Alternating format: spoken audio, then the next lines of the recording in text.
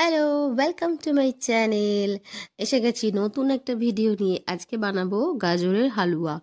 তো দেখো, গাজরগুলোকে আমি গোল গোল করে কেটে নিয়েছি। প্রেশার কুকারে একটা সিটি দিয়ে জাস্ট সেদ্ধ করে নেবো কম জল দিয়ে।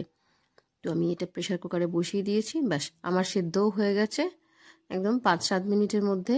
দেখো, আমি তুলে নিচ্ছি। খুব ভালো সেদ্ধ হয়েছে।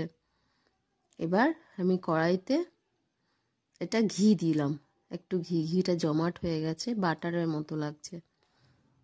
একটু ঘি দিলাম আর সামান্য সাদা তেল। সেদ্ধ করে নিলে তেল এটা একটু কম লাগে। তো এখানে আমার খোয়া আছে, কিশমিশ আছে, আমন্ড আছে, কাজু ছিল না। তো আমি আমন্ডটাকে কেটে নিয়েছি। এবার তেলের মধ্যে দিয়ে দিলাম, একটু ফ্রাই করে নিচ্ছি। হয়ে গেছে আমার ফ্রাই। এরপর গাজরটা দিয়ে দেব।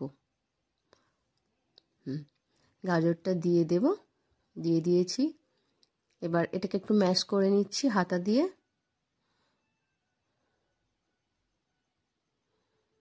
গাজরটা আমার অলরেডি হয়ে আছে। সেদ্ধ করে নিলে টাইমটাও কম লাগে আর জলটা ঝরিয়ে নিতে হবে, বেশি জল যেন না থাকে। সেদ্ধ করে নেওয়ার পর বাকি জলটা ফেলে দিয়েছি।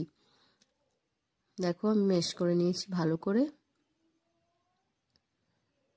আর একটু কম আছে, এটাকে ভালো করে মিক্স করে নিচ্ছি। এবার আমি চিনি দিচ্ছি, খুব কম চিনিতে করব। বেশি চিনি আমরা খাই না কেউই, তো অল্প চিনি দিয়ে আমি এটা করছি। এরপর খোয়াটা দিয়ে দিলাম। খোয়াটা, চিনি আর গাজর একসাথে ভালো করে ম্যাশ করে নিচ্ছি।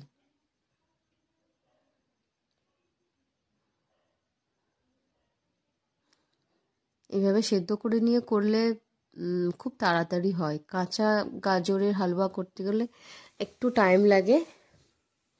আমার কিন্তু হয়েই গেছে অলরেডি। এটাকে মিক্স করে নিচ্ছি।